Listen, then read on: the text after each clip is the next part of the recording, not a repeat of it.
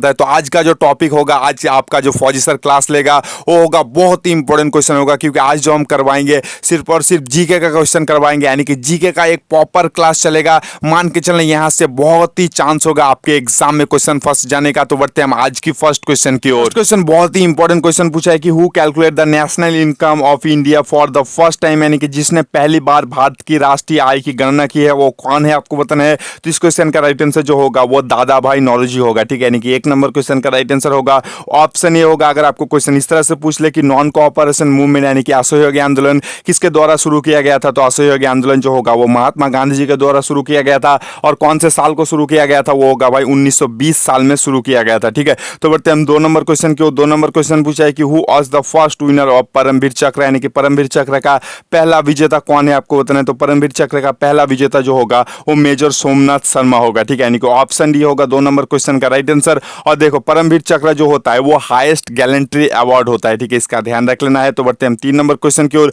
3 number question पूछा है कि who is the author of book of Shakuntala, यानी कि भाई शकुंतलम पुस्तक के लेखक कौन है, आपको बताना है। तो शकुंतलम पुस्तक के लेखक जो होगा वो कालिदास होगा। अगर आपको क्वेश्चन इस तरह से पूछ ले कि पंचतंत्र किसके द्वारा लिखा गया है, तो पंचतंत्र जो होगा वो विष्णु शर्मा के द्वारा लिखा गया है, ठीक है। यानी कि 3 नंबर क्वेश्चन का राइट आंसर जो होगा वो ऑप्शन बी होगा। तो बढ़ते हम 4 नंबर क्वेश्चन की ओर। 4 नंबर क्वेश्चन पूछा है the full name of CD, यानी कि सीडी का पूरा नाम क्या है, आपको बताना है। तो सीडी का पूरा नाम जो होता है वो कॉम्पैक्ट डिस्क होता है, ठीक है, इसका ध्यान रख लेना। यानी कि ऑप्शन सी होगा 4 नंबर क्वेश्चन का राइट आंसर। तो बढ़ते हैं 5 नंबर क्वेश्चन की ओर। 5 नंबर क्वेश्चन पूछा है कि which type of stone the Taj Mahal is made of, यानी कि ताजमहल किस प्रकार की स्टोन के द्वारा बनाया गया है। तो ताजमहल जो होगा वो व्हाइट मार्बल के द्वारा बनाया गया है, ठीक है। अगर आपको क्वेश्चन ऐसे पूछ ले कि ताजमहल कौन से साल को निर्माण स्टार्ट हुआ था, तो ताजमहल का निर्माण जो स्टार्ट हुआ था वो 1631 साल में हुआ था स्टार्ट, और खत्म जो हुआ था वो 1648 साल में खत्म हो गया था, ठीक है। 1631 से लेके यानी कि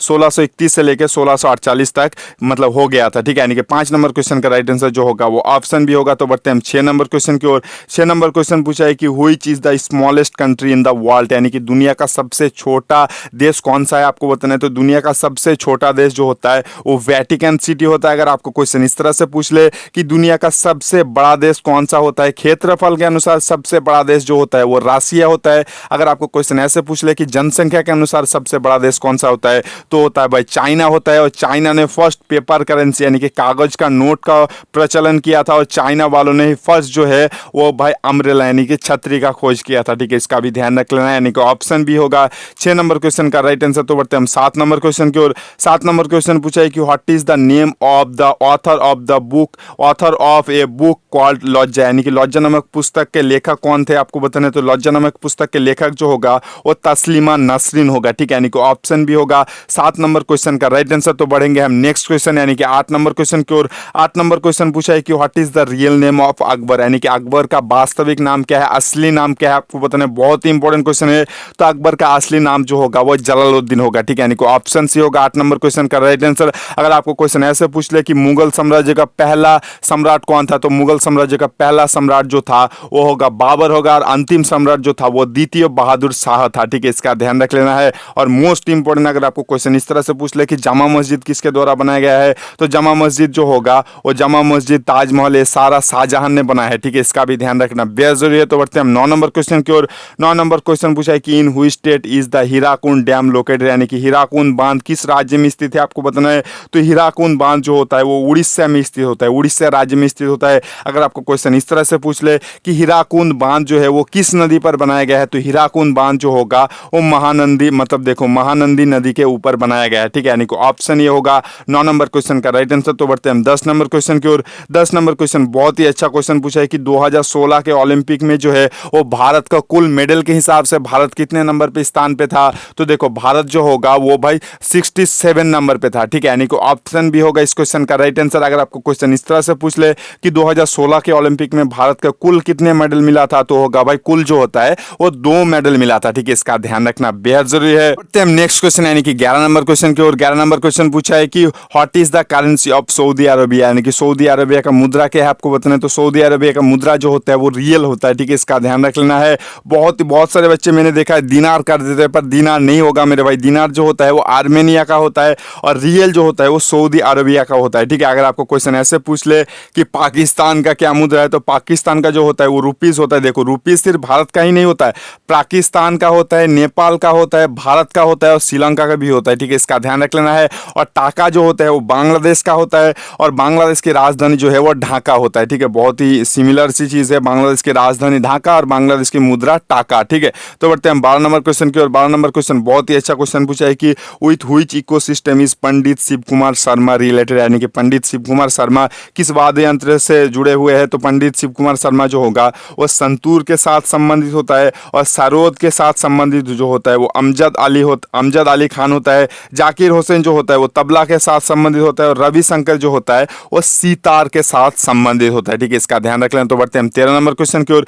13 नंबर क्वेश्चन पूछा है कि द मोस्ट वार्मिंग प्लैनेट, यानी कि सबसे अधिक तापमात्रा वाला ग्रह कौन सा है। तो सबसे अधिक तापमात्रा वाला ग्रह जो होता है वो भाई कौन सा होता है, वीनस यानी कि शुक्र होता है। बहुत सारे बच्चे सोचेगा कि सर मरकरी तो फर्स्ट आता है, सूर्य के सबसे निकट होता है, तो स्वाभाविक से बात है मरकरी का जो होना चाहिए सबसे ज़्यादा गर्म ग्रह होना चाहिए, पर ऐसा बिल्कुल भी नहीं है मेरे भाई। देखो मरकरी इतना पास होता है सूर्य के कि इतना गर्मी के कारण उसका मतलब जो है वायुमंडल एटमॉस्फेयर जो है वो पूरा नष्ट हो चुका है, ठीक है। पर वीनस यानी कि शुक्र का जो है वो एटमॉस्फेयर बहुत ही मोटा है, तो इसके चलते जो होता है बुध पे अगर कोई मतलब सूर्य का सनलाइट पड़ता है तो उसके सरफेस पे टिकता नहीं, रिफ्लेक्ट करके फिर से वापस चला जाता है। तो यार देखो पर ऐसा बिल्कुल भी नहीं होता है वीनस यानी कि शुक्र के साथ, क्योंकि शुक्र का बहुत ही मोटा जो होता है, इसलिए जो होता है सूर्य का लाइट अगर अंदर आता है तो बाहर नहीं जा पाता, इसके कारण जो होता है वो वीनस यानी कि शुक्र जो होता है सबसे गर्म ग्रह होता है, ठीक है, इसका ध्यान रख लेना है। और देखो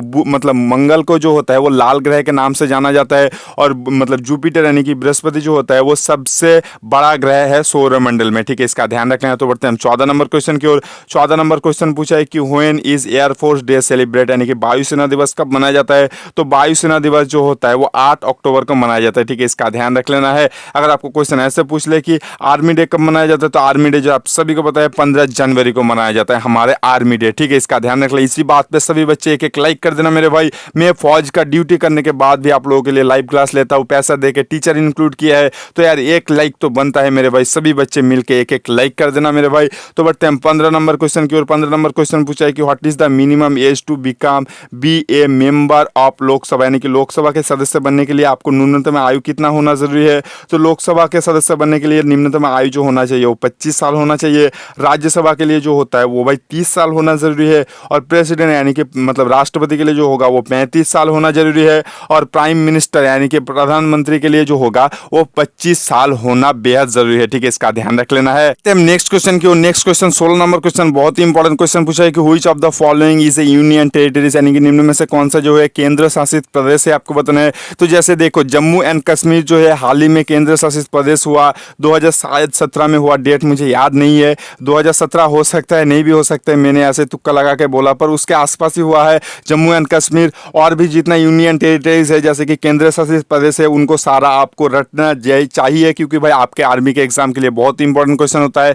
और जम्मू एंड कश्मीर में जो होता है वो 370 जो है आर्टिकल 370 जो है वो जम्मू एंड कश्मीर के साथ संबंधित है, ठीक है, ये भी क्वेश्चन बहुत बार आर्मी के एग्जाम में पूछने का चांस होता है। तो बढ़ते हम 17 नंबर क्वेश्चन को। 17 नंबर क्वेश्चन पूछा था कैपिटल ऑफ मतलब कनिष्का वाज, यानी कि कनिष्का का राजधानी क्या है आपको बताना। तो कनिष्का की राजधानी जो है वो पेशवर है, हाल शायद पेशवर जो है वो अभी जो है वो पाकिस्तान में है, ठीक है, इसका ध्यान रख लेना है।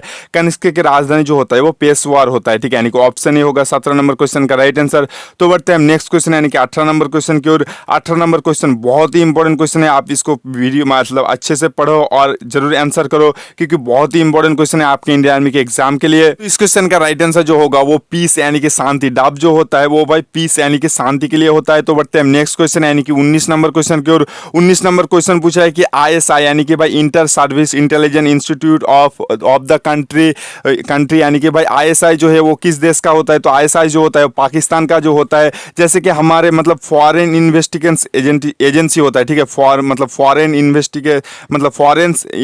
इंटेलिजेंस एजेंसी होता है, जैसे कि हमारे होते हैं रॉ होता है, भारत का रॉ होता है, ऐसे पाकिस्तान का ISI होता है, ठीक है, इसका ध्यान रख लेना है। तो बढ़ते हैं 20 नंबर क्वेश्चन की ओर, आज की लास्ट क्वेश्चन की ओर। 20 नंबर क्वेश्चन बहुत ही इंपॉर्टेंट क्वेश्चन पूछा है कि Nobel prize are not given for which of the following field, यानी कि नोबेल पुरस्कार निम्न में से किस क्षेत्र के लिए नहीं दिया जाता है। तो नोबेल पुरस्कार जो होता है वो इंडस्ट्री के लिए नहीं दिया जाता है, फिजिक्स केमिस्ट्री मतलब देखो फिजियोलॉजी और मेडिसिन, लिटरेचर, शांति, इकोनॉमिक्स, साइंस, बहुत सारा चीज़ के लिए दिया जाता है। इकोनॉमिक्स जो है वो भाई 1968 साल में ऐड किया गया है। तो इसी के साथ हमारा आज का वीडियो खत्म होता है। वीडियो पसंद आए तो लाइक कर देना। हर शाम अगर 8 बजे हमारे चैनल पर लाइव क्लास अटेंड करना चाहते हो तो चैनल को सब्सक्राइब करने के बाद बाजू में बेल आइकन जरूर दबा देना। आज हम आपसे विदा लेते हैं, मिल जाएंगे कल शाम पक्का 8 बजे।